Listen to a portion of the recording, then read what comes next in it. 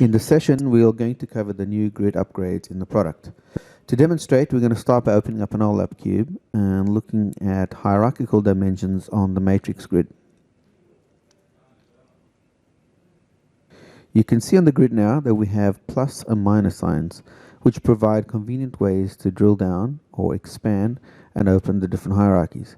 You can also see that each level in the hierarchy gets a different tone of the primary color for the dimension.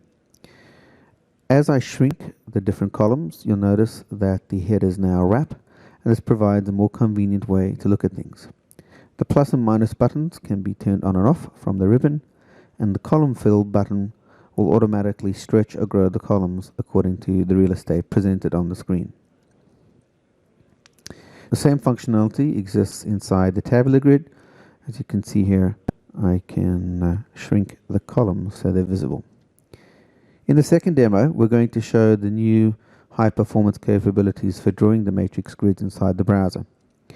I'm going to demonstrate this with a listing of first name and last name.